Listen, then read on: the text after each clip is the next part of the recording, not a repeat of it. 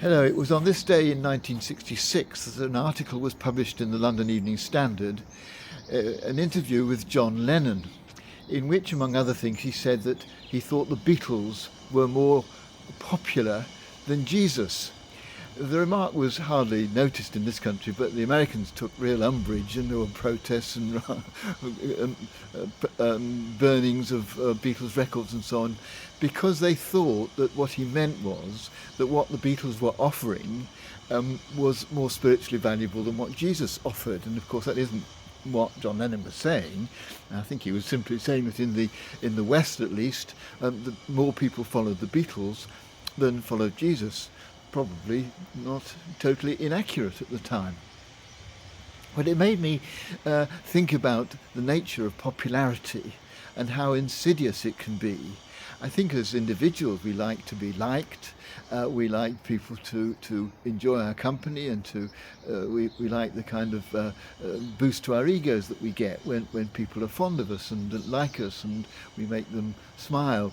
But it can be insidious if we end up saying things, doing things, being the kind of people that we don't feel is really us, but we're putting it on in order to win popularity. Obviously something not a good idea.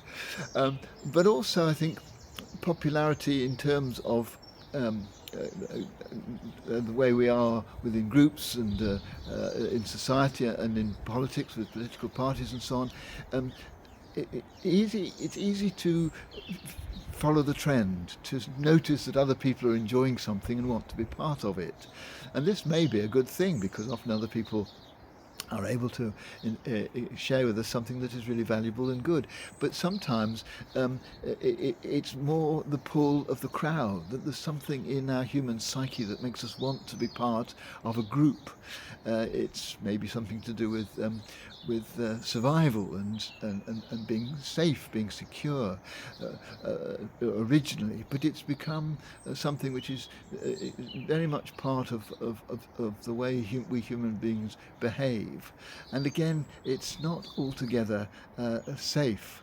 It's not altogether wise to allow ourselves to be our lifestyle and our actions to be determined by the desire to be part of something bigger. If you look at the lifestyle of Jesus, which is what John Lennon was comparing the Beatles with, I can see why it's not very popular. The notion of loving your enemies, of going on forgiving and forgiving and forgiving, the idea that caring for the needy and putting other people's needs before your own is the right way to live. None of these things in themselves are particularly popular ideas. So not surprisingly, Jesus isn't that popular among many people. And of course what the church has done to Jesus' message has really undermined it in so many different ways. But in the end, I think if you were really to compare the message of Jesus with what following the Beatles brings to someone's life, I think there really is no comparison between them.